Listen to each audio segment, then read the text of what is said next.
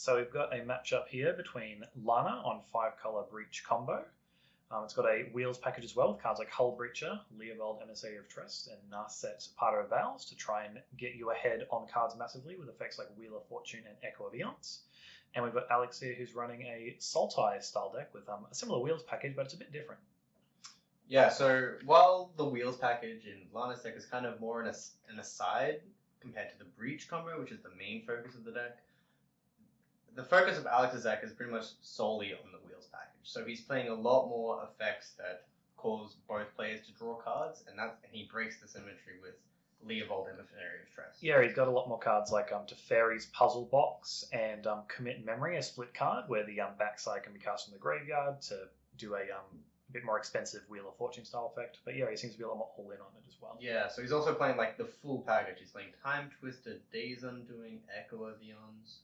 Whereas Lana basically just has Echo of Eons and Wheel of Fortune. Yeah.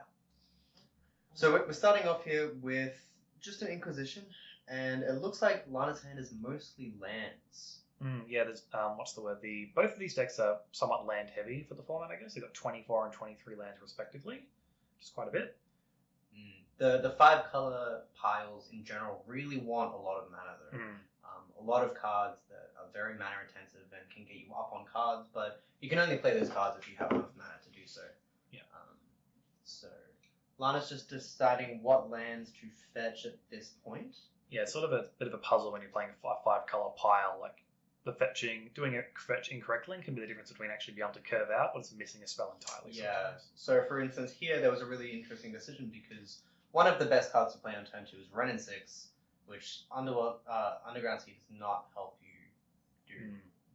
No, not at all. I think Lances as well is playing 4 Triumphs.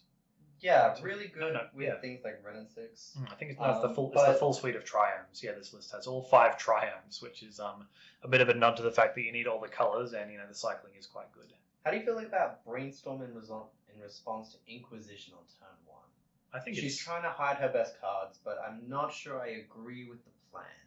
Well, you can see in this situation, it sort of works out in the sense that it's just a miss because it's an Inquisition, and Lana's only legal target is a Gifts Ungiven. So, sorry, the legal target only spell in hand is Gifts Ungiven.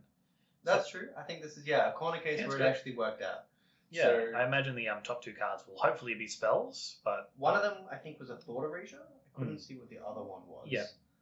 Field of the Dead there in her hand could be really important later on. She can play it on turn 2 as a good resource that can't be taken away with the wheels. Yeah. And it's really hard to interact with if the game goes long.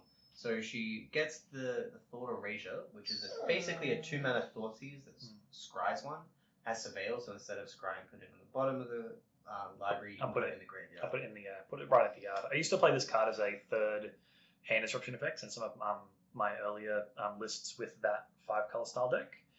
But it actually can be really good just being able to take any card from your opponent. Also, set up your draws for the next couple of turns. Alex's hand here looks very strong. Yeah, it looks pretty solid. You have Uru, an all-star of the format now. Assassin's Trophy is just a really good catch-all. One of the few answers to Field of the Dead in the format. But you don't want to cast it very early on. And I think that's an Unearth, isn't it? Oh yeah, that's Unearth. I think. Alex's list here is running the Chain of Smog combo as well. So it's got cards like Witherbloom Agent and Segmore Witch. And the Unearth is necessary to sort of make a pile with those cards that present a game win. With Gifts Ungiven. Yeah, with Gifts Ungiven, which is also in the deck. Okay, so Thought Erasure takes Alex's Gifts Ungiven. So he's left with a Demonic Tutor in hand, which is a very powerful card that can help him find any combo piece he needs, or just the combo in total if he has Intuition in his list. I don't think Alex's list is running Intuition. I think it's just got the Gifts Ungiven because with the Sultai decks, you can't make a deterministic pile unless you have gifts because you need the 4 cards. There's not a similar pile with Lana's deck. You can present a deterministic pile with Intuition, just getting 3 cards to try and present to win. Yeah, so Alex here gets a forest with a Dramatic Vista. There's a lot of basics in Alex's list, which I guess is an advantage of being just in 3 colors. He does play out a Demonic Tutor. Yeah. So it'll be interesting to see what he gets here. It could honestly just be a land. think Yeah, I he think he's needed a saying- third land to be able to play Uro next turn. So Hmm. that's not unreasonable for him to do. I always feels bad though playing a 3-point card just to go get a land. Yeah, but some of the power of Demonic Shooter is its versatility. to Yeah, give you whatever just card you need Sylvan in the Scrying's situation. unplayable, but if Sylvan Scrying also is every other card in your deck, it's pretty good. Yeah, Yeah. So Lana's got Uro in play. That's Okay, that's a yeah, pretty solid good plan. card to have here. Yeah, just play it. I assume it'll put a tapped land in here. Yeah, you can normally sneak in a Field of the Dead just tapped when you have nothing better to do, but I think Lana wants to consider a fetch just to get that yard nice and full for Uro as well. Yeah, and that can also get a Trine to help fix her awkward mana. Yeah, I think that this list has a plateau in it, and that land is You really can see rough it. in this You deck. can see Yeah. it right there. Yeah. It's just sticking out. It's hideous. Uro does not like that land. Plateaus and bad lands, just Uro does not like those ones. The mana is pretty rough for casting Uro back from the graveyard on turn 4. It's usually something this deck likes to do a little bit later, like turn 6, turn 7. Because the mana is quite awkward. Usually you end up having something like a Badlands or something like that out. Yeah, generally there's only 3 or 4 lands in the deck that don't help cast Uro, but when you have them in play, you really feel it because Uro demands the 4 mana. And as I think we mentioned earlier, these decks are very mana hungry. So I think Alana find at the moment is to try and resolve gifts and just present a win, and if that doesn't work, just hit land drops and do Field of the Dead, which is totally fine actually. It's a pretty hard to interact with. Uro is very good at making extra land drops to make Field of the Dead even more powerful. Yeah. The difference between getting 2 zombies a turn with a 1 fetch land and 4 zombies a turn with 2 fetch land is... Yeah, and it's also hard because you're turning your lands into threats as well. Like just having 7 lands in play, putting 8 bodies on the board, and all you've done is just play some lands. It's really strong. I think Field of the Dead is probably the best late game engine in the format at the moment. Yeah, it's very strong. I think the inclusion of it in just a 5-color pile just gives you a good sidestep because it also doesn't interact with the graveyard directly. Just gives you something to do, especially if you're just drawing cards and playing dudes, and drawing cards and playing dudes. Yeah, so Alana already ahead on mana. Yeah, I think she's considering just firing off the She's gifts untapped, from her so face. Alex didn't get a land with his Demonic Shooter, and now he's feeling it. Yeah, just Alana's up to firing. 5 lands, and he's stuck on 2. So Yeah. I wonder what he did Demonic Shooter for. Yeah, look at his list. He's got hymns and yeah, it's interesting. Maybe he's just wanted to get something defensive here, like a drown in the lock, or his list is quite light on counter magic. He does have force of will and force of negation, but those come with the Both cost, very right? powerful. Yeah, those will put him behind on cards for sure. Which isn't necessarily the most important thing given Alana's hand. She didn't have a lot of... Yeah, there wasn't a lot of action, but Uro in the yard just makes sure that if you've got nothing to do, there's always a something to work towards. But yeah, that Demonic Shooter not getting a land, I think, might be the difference between him being in this game and not.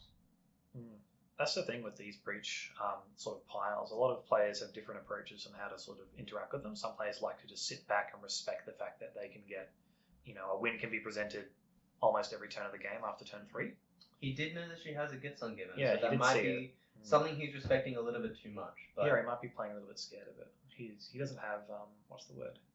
Too many answers to it, so maybe he just felt that he needed to demonic 2 different answers so he doesn't lose to it. Yeah, but not a winning strategy if you don't have another game plan. Yeah, so we see here Lance is going to go for Uro, just cast it. It's a pretty solid game plan. Just turn 3 Uro, turn 4, just get him back. 6/6/2, draws a card, gains you some It life. does mean that this Gifts Ungiven isn't a win when she casts it, because she needs to have enough cards in the graveyard to fuel Escape with your Underworld Breach to really combo off. Okay, just Brazen Borrow. Brazen Borrow, pretty poor on tempo here. It's pretty rough actually, because now Alana can just play Uro again. And she gets another land. And she does have ways to get that back from the graveyard later on with things like Ren and 6. Yeah, there's Ren and 6. So... Oh, this is pretty rough, especially that Alex does not have a third land here.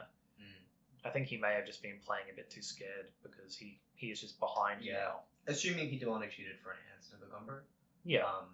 He might have been very greedy and drawn one combo piece and demonic shooted for the other. Yeah, maybe he's trying to set up his own thing. But we can see here Lana's ahead on land, so now it's just looking for resources to continue. That land base is looking very expensive and pretty. We've got some full art triumphs, we've got some jewels, and we've got some old border foil basics. Yeah, it comes with the territory. If you're playing a 5-color pile, you've got to make sure that you're You gotta playing style. the premium versions of your 5-color pile. Yeah. As much as possible, because you're already playing like 8+ dual lands. What have we got here? So just gifts from hand. It is just gifts from hand. So unlikely to win here because there's only one card there in the graveyard, but the amount of cards in hand is also helpful, but she's got the mana 2 there. in hand currently. The thing is though that because it's interesting because you do make there's a deterministic pile that you make here with gifts, right? You get LED, Brain Freeze, Sabine's Reclamation, Underworld Breach. Your decision does matter if you're the opponent, how many cards they have in hand, because depending on what you give them, they'll need to have more cards in the graveyard to actually go off with the combo. So, for example, here, if Alex gives Lana the Sabine's Reclamation into Lana's hand, Lana will need to have more cards in the graveyard because Lana will need to firstly Sabine's Reclamation back the Underworld Breach, and then to generate mana to continue the combo, she'll need to feed 3 other cards in her graveyard to Lion's Eye Diamond to make mana to try and cast Brain Freeze. At that point. Interestingly, I think giving Lana Underworld Breach and Sabine's is probably the best here for Alex. Yeah, because you want to make Lana use the cards, but I think she doesn't have enough cards in her graveyard. Did she use a Brain Freeze? Did she make a Brain Freeze in the pile? Oh yeah, there's a Brain Freeze there. Yeah. Gave her the Brain Freeze. Yeah. This still might work out. I can't see. I think she had exactly 3 cards. Yeah, I think as long as there are 6 fodder cards while she goes through this, she's fine. And one of them is Sabine's because you don't need to flashback Sabine's. Yeah. So her 3 cards. Yeah, it's exactly enough at this point because she's got 3 cards in hand, and she's got Give Some Given Field of the Dead, and Sabine's is also a fodder card. Yeah. So when she casts Sabine's to get back Breach, she'll be able to cast LED, getting rid of Sabine's land and gifts, pitching her hand. And we see the Force of Negation. So I would imagine that that's probably the card that you demonic tutored for. And now the Sabine's is gone, and Alana is left with a Brain Freeze in hand, which is not a very strong card. It is pretty decent with Uro. It's fine. I'm surprised that Alex just let the gifts resolve. I would just Force of Negation it because you're just giving your opponent some cards, right? But again, if he's scared of the combo, this means she can never combo. That is true. It's a bit of a It's something a lot of players would do, I think, and it is a defensible thing. Like that is a fair line of thought to go down.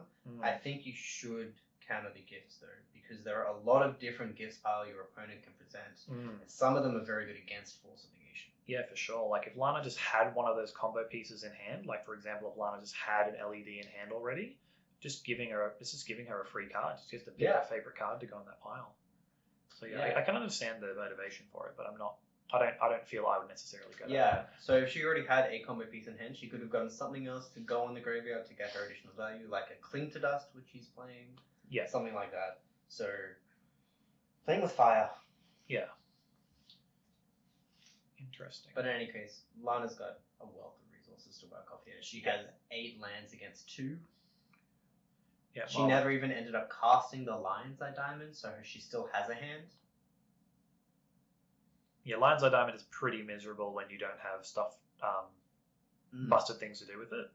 I guess the best case scenario now, she might be able to get some extra mana for Uro if she wants it when she's really empty-handed, but that's about it. If Alex was patient and knew the lines of the combo himself, what he could have done is wait for her to discard her hand with Lion's Eye Diamond and Force of Negation at a good time then. Okay, I see what's happened here. So Lana had a Hull Breacher that she wanted to get into play before Alex could use Sylvan Library to any advantage. Yeah, and that's quite a clean way to make sure that Sylvan Library doesn't do anything of value.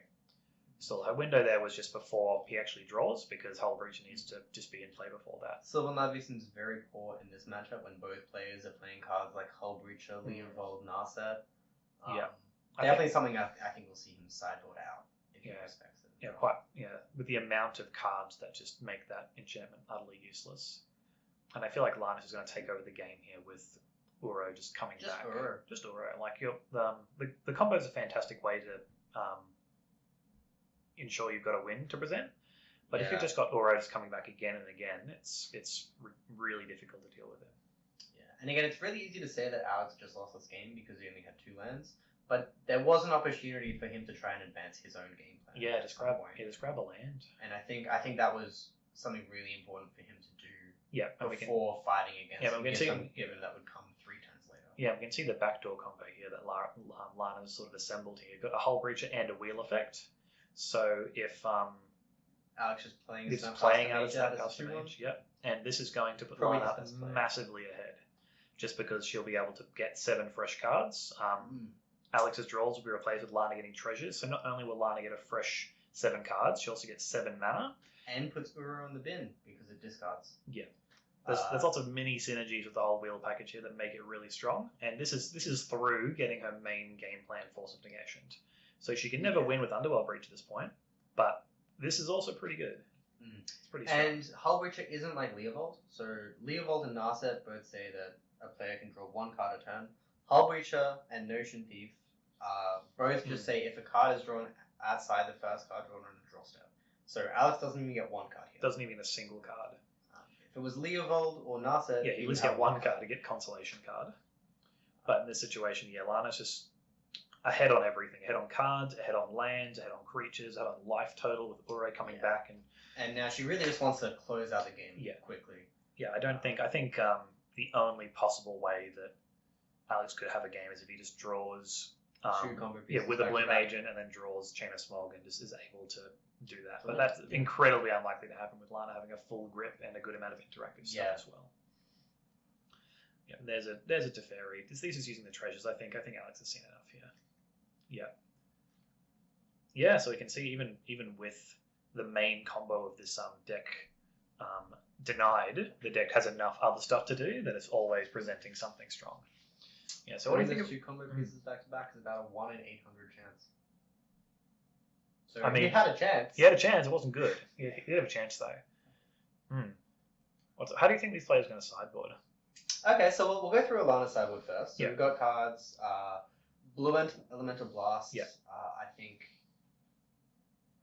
could come in against some versions of this deck with Splash Red for Wheel of Fortune, but I don't think Alex's does. So we've got Carpet of Flowers to get ahead on mana early. We have I think Carpet's Force a of total Negation fine. potentially, just getting of a lot of combos. Yeah. Pernicious Deed is reasonable because Alex's deck plays a lot of low to the ground creatures, but we Permanents, didn't see them yet. So he plays cards like Brazen Borrower, Birds of Paradise, Deathrite Shaman, Sedgemoor Witch. So this Pernicious Deed is actually quite good, but we didn't see any of those in game 1, so she might not bring them in. And the same argument for Pyroclasm. Yeah, it's a bit of a weird thing of the format. You're not actually certain of what your opponent's deck's doing until you've seen it enough or you've played against it enough times. So I think Pernicious Deed's probably a maybe, probably not this time, but I could definitely see Red Blast is fantastic. If you see your opponent playing good blue stuff, bring in the blasts. Veil of Summer. Yeah, Carpet of Flowers good as well. Sylvan Library is a bit of a joke. I don't think she'll bring it in here. Yeah. But against this deck, if she had seen more of Alex's game plan in game 1, I think she would bring in Submerge, Pyroclasm, and Pernicious Deed. Yeah, you can see. But given what we saw in game 1, I don't think she will. Yeah, we can see she's taken out some things. I know that what's the word? I was chatting with Lana about how to sideboard with the deck. A lot of the time you can trim a lot of the cards at a lower impact. Like Gitaxian Pro can be pretty poor if your opponent's playing things like Hull Breacher and Leovold because it becomes a dead draw quite quickly. Cards like Lotus Petal you can generally trim because they're quite poor top decks if you're playing attrition-based matchups. You can cut and tomb a lot as well if you feel your graveyard's going to be under attack, and we can see what's the when we touch on Alex's sideboard in a sec, there's a couple of tools there to fight over the graveyard a little bit.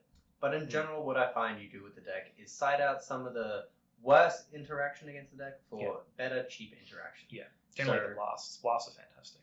Yeah, you might take out some 2 mana and removal counter magic for some 1 mana removal or counter magic that lines up better. And we'll move over to Alex's sideboard. So we've got a bit of a weird one. We've got Arkham's Astrolabe in the sideboard. Just can't find room in the main deck for that one. It's too tight. But Ashiok Dreamrender, fantastic against this deck. Alana's playing a full set of 10 fetch lands. Yeah. That card ruins the Intuition, Gifts Ungiven. I think she's playing Wishclaw Talisman as well. Yeah, that card dunks on about 25% of your deck. And exiles relevant pieces. That guy's fantastic. All of the blasts are fantastic. Blue Elemental Blast comes in. Often you actually bring Blue Elemental Blast in to fight against the red blast that your opponents are bringing in. Yep, which is a bit funny. It's a bit funny, but also you can hit stuff like Ren and 6 or Wheel of Fortune or Dak Faden, which Lana's playing as well. Grafdigger's Cage does stop the combo. Also stops Ur.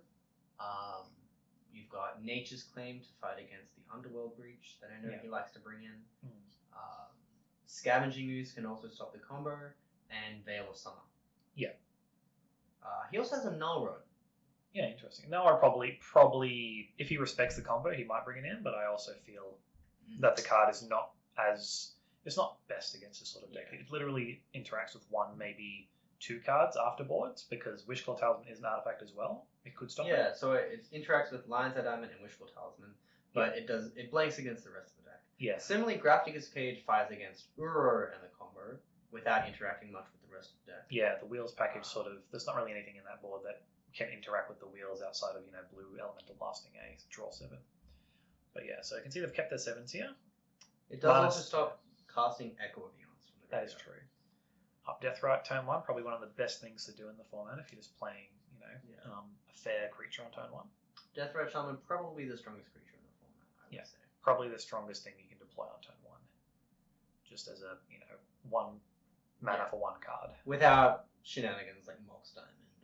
Or being pointed, not like Ancestral Recall sort of thing. Just, unpointed thing to do is probably the best one. Yeah, so you can see Lana's... Alex has kept a very land-light hand again. Just one land in a Deathrite. He is playing 23 lands. He does want to make his land drops. He does. So he's playing Ponder... Oh, that's something that's interesting. There's no Ponders, there's no Preordained, and there's no Brainstorms in Alex's list at all. Not playing anyone. No cantrips. No cantrips at all. This guy does not like his deck to, pick. Doesn't like to pick the cards. He likes the cards just to come out of the deck and just figure out which ones are good on the way. He is playing a lot of mana dorks on turn. Potentially. He has Noble Hierarch, Deathrite Shaman, and Birds of Paradise. No, I like this. But 3 is not enough to have it consistently. Yeah, just kill the Deathrites, get it out of there. It's effectively a strip mine at this point. And Alex is eating that to draw a card. Yeah, remanding it just to cycle at this point, because I'm sure Alex is aware that it will not. What is? Yeah, I think Lana might just not be 100% set on the direction here. So Alex so some cards like Unsubstantiate, for example, return a spell to the hand. Yeah, Remand does counter it. Mm-hmm. It only returns it to the owner's hand if it's countered, which Abrupt Decay can be not. So yeah. But I do believe that Alex did exile the land from Lana's graveyard. Yeah, ate the land just to. So that should be exiled, but I think the players will catch on to that in a second. He drew a mana dork, which is better than nothing, but it's worse than a land. It's still quite rough. Yeah. I think we can. The land with summoning sickness. Interesting. So Lana had the option to play an untapped land here. Oh no, she doesn't need red mana. Okay, I see. She's trying to assemble Hull Breacher, Wheel of Fortune in her hand. She's got Hull Breacher and Wheel of Fortune here. And I can see that Alex is stuck on a Noble Hierarch and a land. This is not great for him. It's not good at all. Yeah, it's an unfortunate match. Yeah, I'm not sure how he's going to come back from here. He needs some very mana-efficient plays to keep up here. Okay, Lana's passing with 4 mana up. Okay, Alex find a land. Does she just have a gift and give it on 4? That would be unfortunate. That's always what you're representing. There's a couple of instant speed plays. So if you pass with 4 mana, you're representing intuition and gifts, or maybe a Hull Breacher or an opposition agent. There's quite a few things you could be doing. That is, I think, one of the advantages of the Jeskai control deck over this deck is holding up mana to represent gifts ungiven and doing something else in the end step or on your opponent's turn. Yeah, you can see Lana's gone for a very safe just cycling of a Triumph in the end step. Because Lana's got the opposite problem that Alex does here. Too many lands. And Alex is moving to discard here. This is not great. Typically, you would say that Mana Screw beats Mana Flood, but when your lands also cycle for other cards, and you can use those lands from the graveyard later on as another resource. I see what's going on. There's a Demonic Tutor. There's a lot of good stuff here, and I think Alex was but he decided to hold up the mana. But he doesn't have black because of Noble Hierarch. Yeah. And when he had the Deathrite, he may not have had the window to cast the Demonic Tutor. Interesting. So maybe I'd be curious to figure out what exactly his starting hand was, because he kept Deathrite and a fetch land, but opted not to do any 2-mana plays and was past the turn. Well, I would hazard a guess it was Remand, Deathrite, Shaman, Abrupt Decay, at least. And maybe got the Demonic Tutor a bit later. Okay, just a Thoughtseize effect here from Lana deciding what to grab here. Ashiok's interesting. I probably would have. Ashiok's interesting just because it does shut down the deck. It does. So if there's nothing else that you're really scared of, if get rid of there's the one card that shuts you down. Yeah, if there's a land drop here it's a tapped land. But it is a black land. Yeah, black land. It casts the spells in his hand.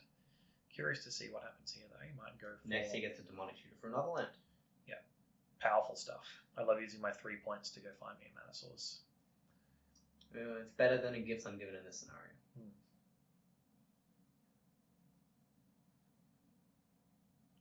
Right, so I'm pretty sure Lana had a Hull Breacher or some sort of instant speed thing in her hand.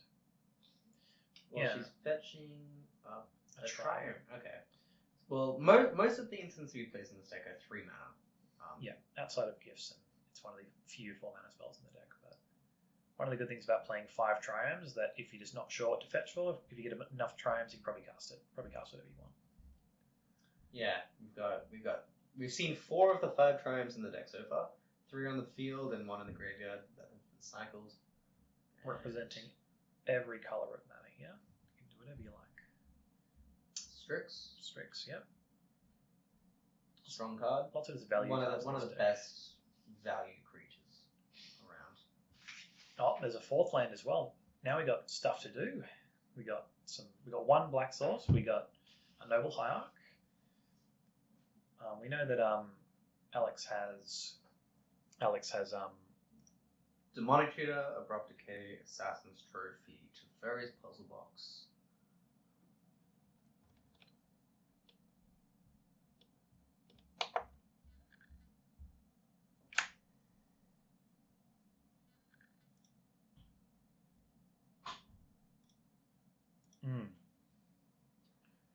What have we got going on? So it's Alana's turn again. She drew a Wrenn and 6. It's a very strong card. Especially against a Noble Hierarch. Especially against a Noble Hierarch. Yep. Just goes for blood straight away. There were kind of 2 options. She could tick up to get a Triumph back for value in the long term. But I like getting rid of the Hierarch. You know your opponent's constrained on mana. You can see Lana's hand's got a whole bunch of its Blue Elemental Blast, and the only card that hits is the 1 red Elemental Blast that Alex brought in from the sideboard. He's playing a bug deck. He's playing a bug deck. That is something that you can do, yep. For sure.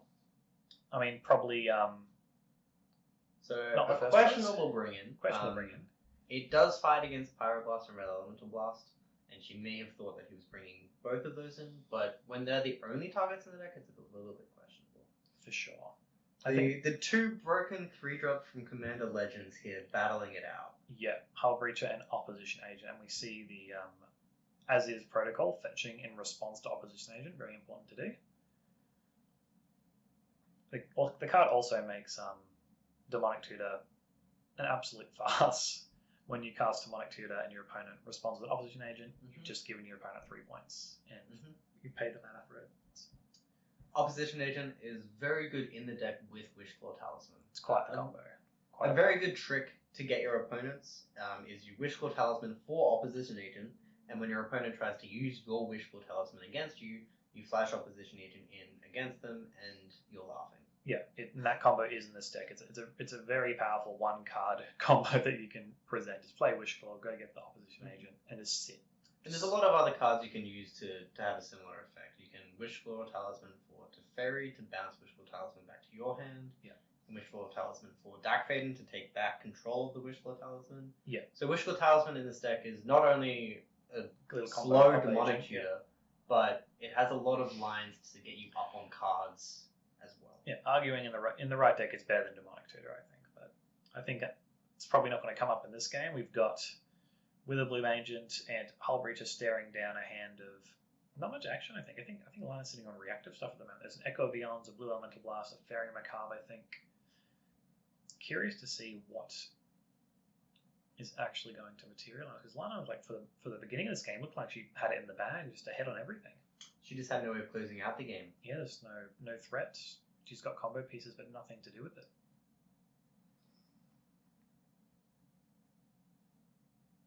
Yeah, I think she's sitting on cards that just are not affecting the board state right now. She's got the Echo of Eons in hand, not really a place you want it, and her opponent's got a Hull Breacher, don't want to be casting that. Got a Fairy Macabre as a graveyard interaction piece, doesn't really help right now. Why do you think she brought in the Fairy Macabre?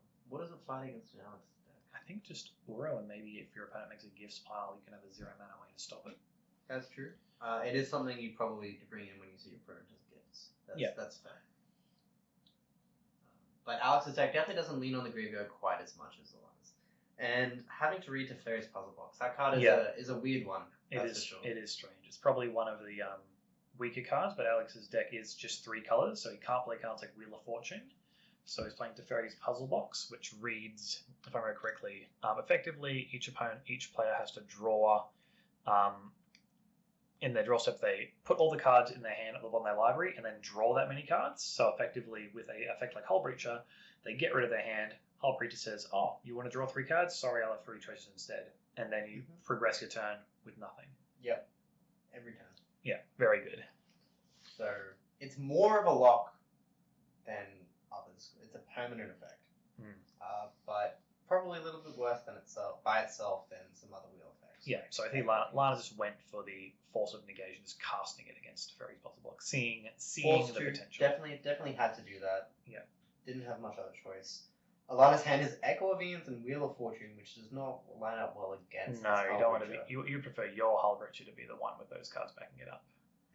Yeah, and that Blue Elemental Blast is looking not the best. Very sad.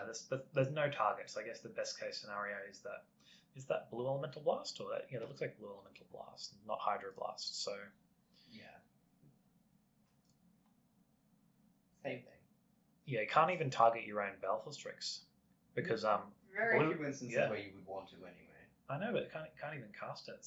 Days Undoing. Oh, that's and rough. I think this is the undoing of this game. Yeah, I think so too. Lana's hand just did not materialize the way she needed it to. So Days Undoing will also cards that didn't line up and just didn't have action. No, had lots of land, had some stuff, but the cards in hand just didn't progress the game plan. And usually, like, the downside of these kind of wheel effects is that your opponents get to cast their cards first anyway. But like with Hull Breacher, you even get the mana back. Yeah, you get some mana. So like when you cast this wheel effect, you don't end the turn without holding up a counterspell. You have 9 mana on your opponent's turn because you have 7 treasures. Yeah. With the important thing about Days Undoing, it will end the turn, so all effects that will be put on the stack will be exiled. So Hull Breacher will still replace the draws, I believe. Yeah, it's because it's a replacement effect. There's no triggers, but Alex will not be able to cast any sorcery speed stuff until his next turn. Looks like he's just drawing a ton of lands. So, funnily enough, if Lana rips enough cards back to back, she could still find a win. Mm-hmm. Quite funny. Given here is decent. It helps her find something. Yeah, but no. Instead, it's just a Thought Scour which says Sweet FA against Hull Breacher. So yeah, we can see this here is the... And we've gone from Alex being very much down on mana to now untapping with 11 mana. Yeah, with a ton of mana and creatures on board. Lana's got 2 cards, one of which is a Baleful Strix, which is pretty sad looking. Yeah, Baleful Strix also does not line up very well against Hull Breacher. No, a 1/1 that gives your opponent a treasure is not the most exciting card to be playing, no. Scavenging Ooze. It's a very strong card. Nothing in the graveyard right now because of the Days Undoing, but... Yeah. Yeah, minor upside or interesting side note is that Days Undoing does shuffle the yard back into the deck, so Lana would have to rebuild her graveyard even if she was to try and do it. Yeah, that is something that these Underworld Breach decks have to do. They have to build up their graveyard during the game before they combo off. Yeah.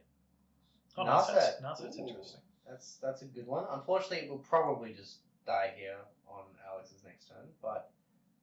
Yep, it'll find something. What is she looking for? What is the ideal get? Interaction. Blue Elemental Blast, probably not it. Not it. It's a Cling to Dusk. Can doesn't do anything else. Cards? It can't because it's a Hull Breacher, sadly. And also the Scavenging here, so whatever she'd go for would just get eaten in response if Alex is on top of it. And this Blue Elemental Blast really not doing anything in this game. Yep, at least it got some. At least she's it got some time. Got some time in the spotlight. At least it's here. It's hanging out. I It think is quite pretty. I really like the vibrancy of that card. Yeah, the white border is good too. The white really, border, really the stands blue out. and the red. Yeah. Yeah, there's a Strix. You can watch. It can make a treasure and stare down some creatures, buying her some more time. I don't think she's going to get another town though, because she can block the biggest creature here and still take 1, 2, 3, 4, 5, 6, 7, 8, 9. She's on 9 exactly. Yeah, so I think Alex is going to get through this time with, unfortunately, Lana's hand did not line up very well. There is also a Creeping Tarpet as well there for extra. Extra gotcha, extra Demacios. Yeah. I think Alex is going to elect to In the game? go to combat, just get in there. I mean, I made him be pretty glued onto what Lana's got, which is not much. Yep, fires up the Tarpet, goes on a magic Tarpet ride. Nalrok's actually a very funny card against Hullbreacher. Sort of, yeah. Yep, swing in, Death Rut's also joining in. Yeah. All bashing. I dare say it's going at Thought Lana. Scour and a blue elemental blast won't do it here. Yeah, I'm not going to save you against Hullbreacher. The hull has been breached, and all the pirates are coming in. But that means we have a game 3, and It hopefully does. both players' decks get to function as intended in that one. You'd hope so, yeah. Maybe I would dare say Blue Elemental Blast is going to join the sideboard after this one. It's going to take its rightful place. There are quite a few cards I think she does want to bring in. I think she probably has a better idea of what's going on. She hasn't versed Alex's deck before as well. So if we go back to her sideboard, you have Ancient Grudge, Blue Elemental Blast, Carpet of Flowers, Collector Roof, Fairy Macabre, Force of Negation, Hydroblast, Pernicious Deed, Pyroclasm, Ravenous Trap, Red Elemental Blast, Soul Guide Lands, Submerge, Sylvan Library, and Veil of Summer. And there are quite a few good ones in there. I think Submerge is a great bring in as a way to just get rid of a dude, because it also interacts really nicely with Hull Breacher. If your opponent has a Hull Breacher, you just want to be able to get rid of it for 0 mana. Same with a Witherbloom Agent or Sedgemoor Witch, those ones that combo with Chansmog. Great way to get rid of them. Now that you've seen some more of his creatures, you know that your Pyroclasm hits all of the creatures you've seen so far. Yeah. So that's another card I dare say she probably didn't bring in game 2 because she didn't see any of these creatures.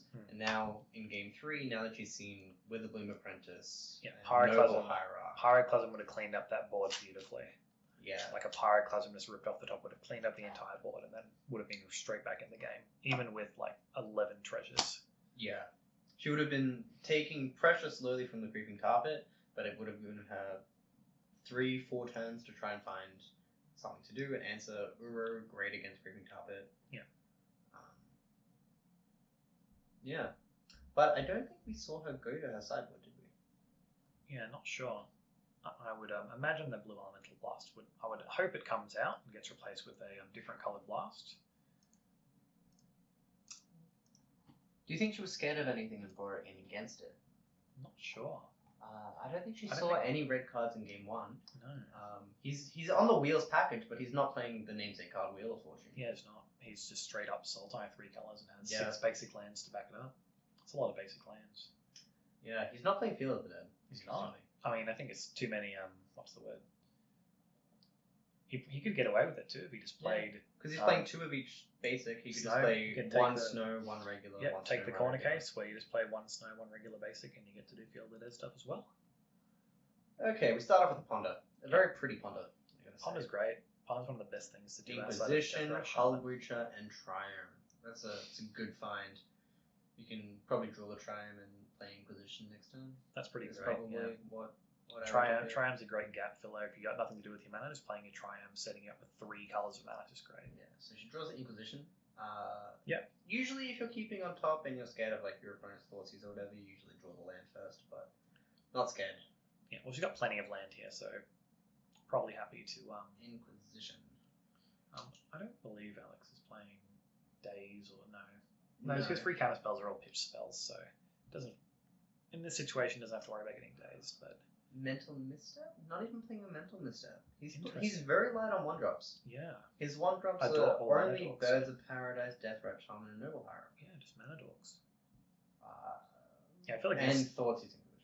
I feel like Mental Misstep is a very good card just to have access to if you plan on interacting with your opponent, even lightly. Just to There are very few decks I would not play Mental Misstep in. yes, even a deck that doesn't have the access to blue mana, you'd still consider it because it's a Free is so much better than 1 mana. I don't think I'd even consider it a blue card, honestly. Like, there are very few decks I would not just put a mental misstep in and be happy about. Yeah, so he gets rid of Lana gets rid of Alex's Hull Breacher and plays a Triumph. Yep, getting this color set up. See, Lana's hand has her own Hull Breacher and a couple of lands to back it up as well, and an Echo. So if Lana's able to find an LED, she can present to turn 3 one-sided wheel effect. Very strong thing you can do in this deck, especially with Echo. You can play your one-sided wheel effect, be it Leovold, Hull Breacher, Narset. You can use LED to make blue mana, which discards your hand as a cost, and you can cast Echo Leons directly from your graveyard using that blue mana. And your opponent doesn't even get priority between this. So if they have a Fairy Macabre or a graveyard exile effect, they don't get a chance to fire it off. It's a very strong thing to do.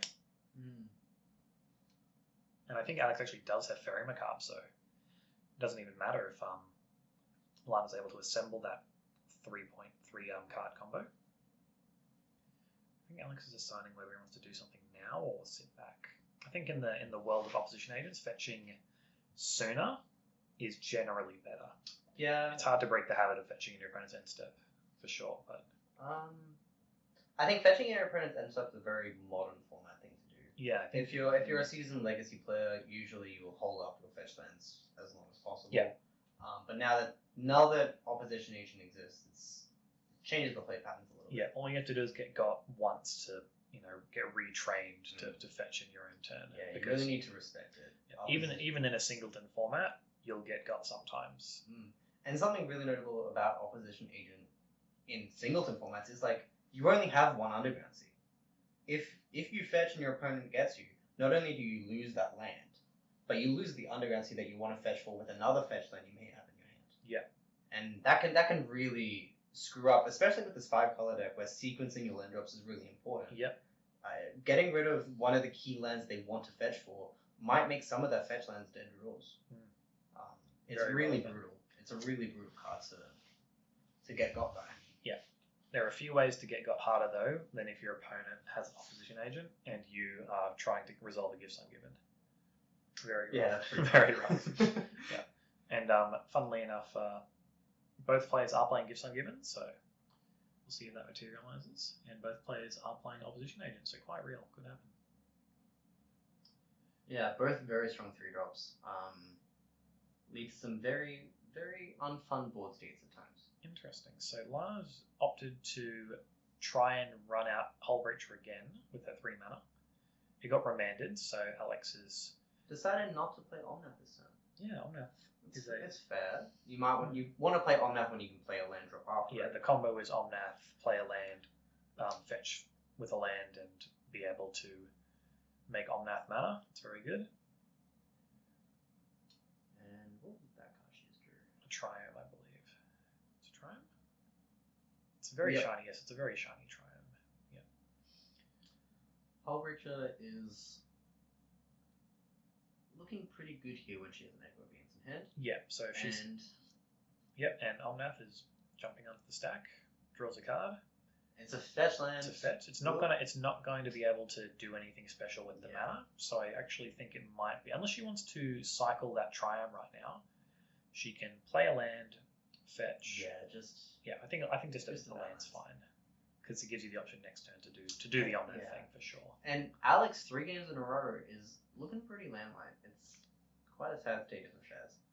I think that's a Baleful Mastery. Yeah, it's a card he's been playing quite a bit. He seems very high on. Synergizes with things like Hull Breacher. Your opponent doesn't get to draw the card, but by itself it feels worse than some other removal options available to you. Yeah, for sure. Very rough. Eliminate is a card I think that could fill the same slot and is very strong. Yeah, wouldn't have been good enough in this situation, but we can see what's the word? The ups and downs here. But we can see Alana's actually just got the mana just to cast Echo Beyond, and she might just go for it because shields are down. I imagine she will. Yeah, shields are down, and if it gets countered by a non-Force of Negation spell, she just go again next turn because it has flashback. And even if it is Force of Negation, that's 2 cards. Yeah, you're getting your value. 2 cards going from your opponent who's just drawing more cards every time. Yeah, cast Echo Beyond to 6 mana. Here it is. It's Wheel of Fortune's flashy older brother. This is effectively game ending here, because getting your opponent down to 0 cards, you getting 7 fresh cards as well. Yeah. Noting it does shuffle your graveyard back in. And when some of those cards are things like Wishful Talisman that can end the game very quickly. Yeah. An important thing to note here, the combo specifically with Hull Breacher and Echo from hand is that you get the mana and then you're able to Echo again because you get treasures, which can flash back the Echo. Mm-hmm. So here she'll have 7 treasures. She can use 3 of them to flash back Echo. And the other 4 get 7 more, and she'll have 11 mana. Yeah, and the other 4 can just be used for cards that she wants to cast from her hand if she wants to. She can just play some stuff in the 7 that she draws here. If she wants to keep going, she can go again. And if she stumbles into the combo along the way, or enough stuff to just present a ridiculous board state, gets to do that as well.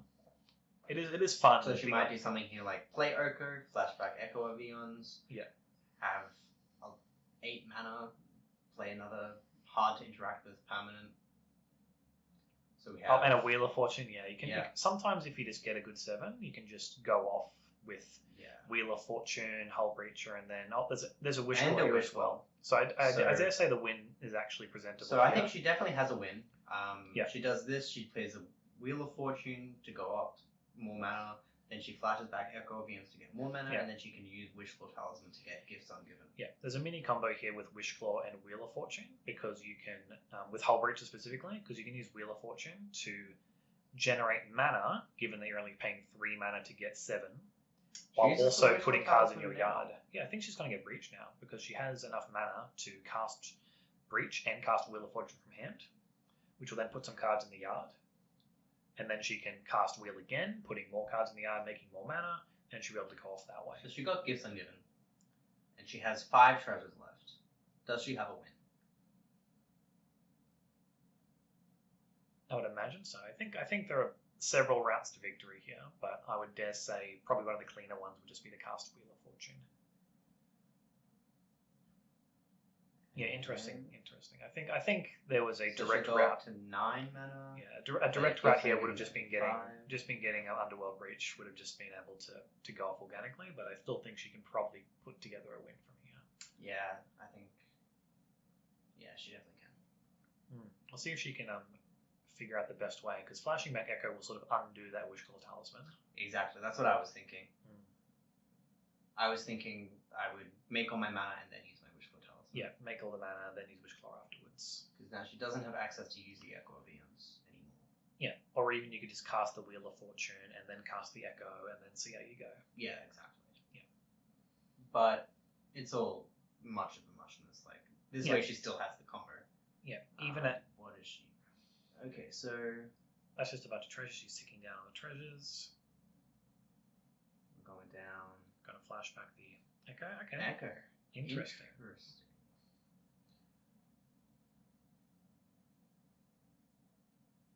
Okay, so she's just going to try and find it again. Interesting. Okay. May have been a bit of a misstep there, because that Wishclaw effectively, it could hypothetically give Alex an opening here. If he draws a land, he can just Wishclaw for Chancemog and then might just get there. Yeah, that is something that can happen. Alright, well, we'll see. Blue Elemental Blast again. Wow, okay. Decided out. And she had the win here. Yeah, there was a deterministic win. I think that's an opposition agent at least. Oh well, that's just mean. Just giving your opponent out. Like, Alex could hypothetically win here.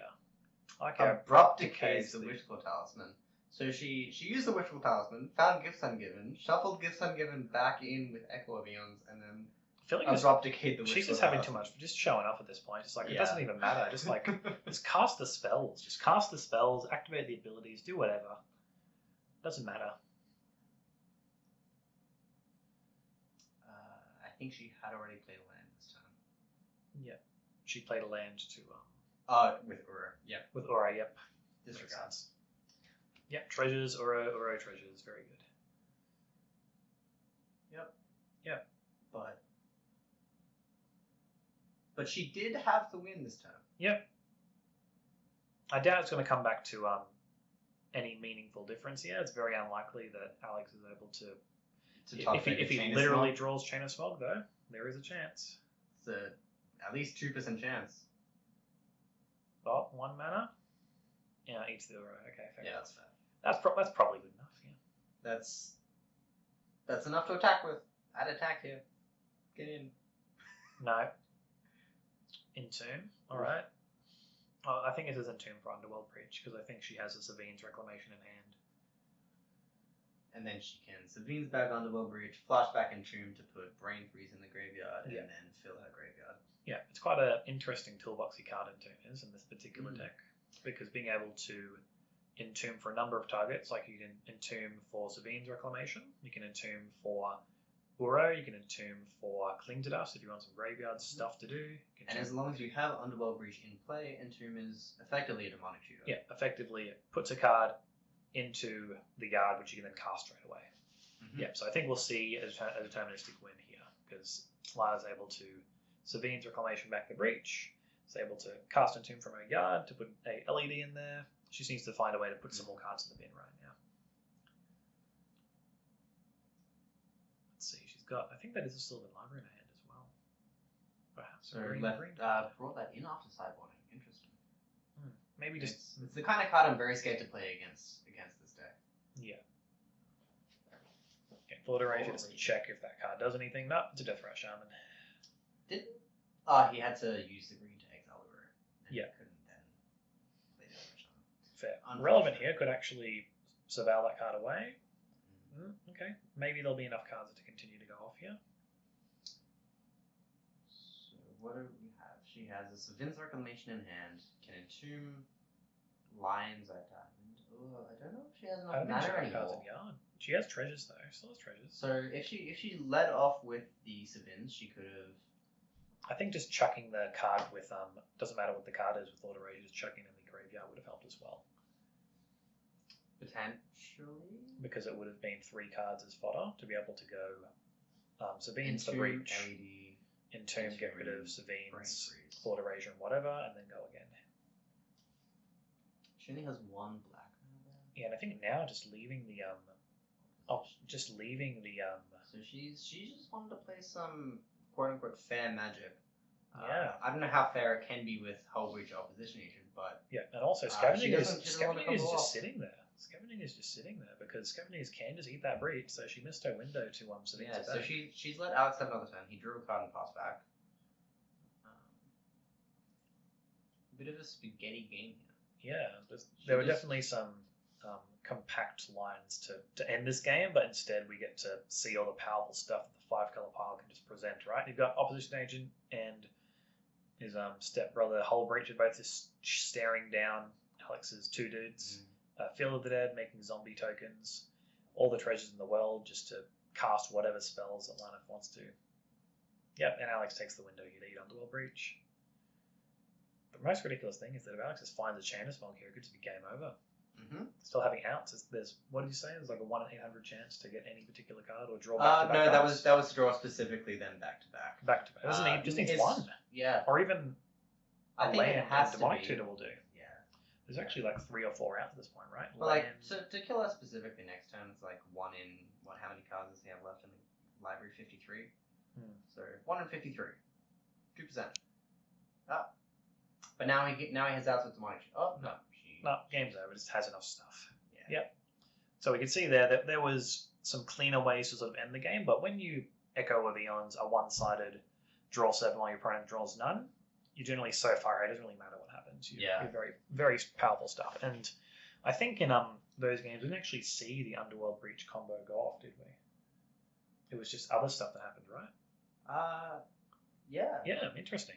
Okay, yeah, for sure. And that's some of the power of the deck. You don't need to kill them with the Underworld Breach. Yeah, you just spook them enough and then end the game anyway. All right, cool. So Lana takes that one off Alex, 2-1. Thanks for watching. Cheers.